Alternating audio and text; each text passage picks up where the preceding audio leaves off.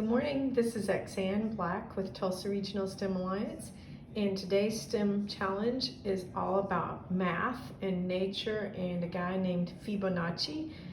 He was born in 1170 in Pisa. His name is Fibonacci, and one theory is that it's that name because it comes from Fi, which means sun, and his dad's name was Bonacci, so Fibonacci. In the ultimate take your kid to work day, his dad was a merchant, and so he took his son Leonardo with him to Arabia and to India, and he learned a lot from them in math. And so one of his accomplishments is that he was the first European to work on those types of mathematics, and he introduced Hindu Arab place value decimal system and the use of Arabic numerals to Europe. Probably the thing that we most know him for, that's school-age kids most hear about Fibonacci from, is his sequence, and sequence is another word for a pattern. So scientists and mathematicians, and I think everybody, looks around for patterns because that kind of helps us predict what's going to happen next. And Fibonacci noticed this pattern, which is pretty cool. And that is if you take the number 0 and you add 1 to it, and then you just keep adding the number before, so that would be 1. And if I add those two, I get 2. If I add these two, I get 3. So at every number, I'm adding the number before it to that number to get the next number. So 3 plus the one before it is 2 makes 5.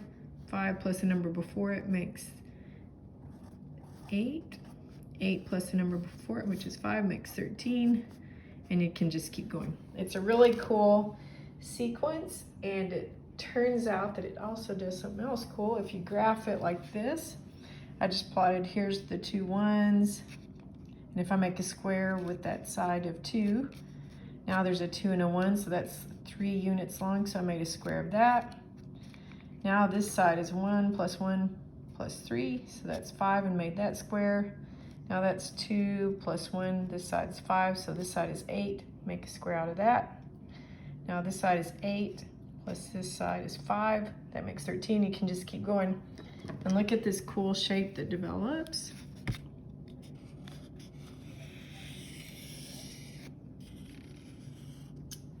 Kind of that nautilus spiral. And if you look at the end of a shell, you can see that same shape. So we see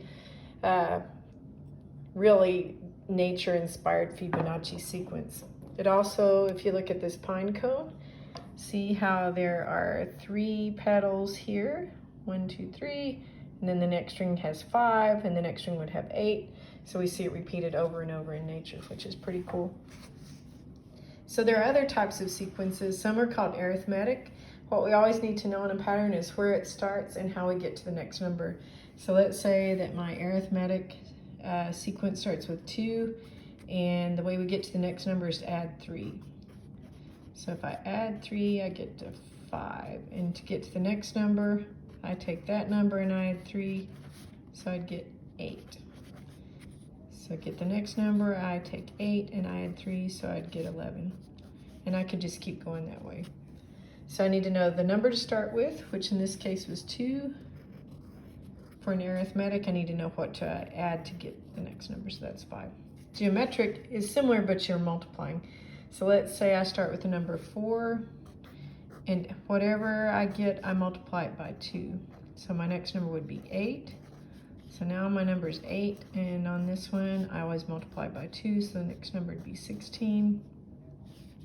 16, always multiplying by 2, I get 32. So this sequence would be 8, 16, 32, ... You can keep going. This one is 5, 8, 11, ...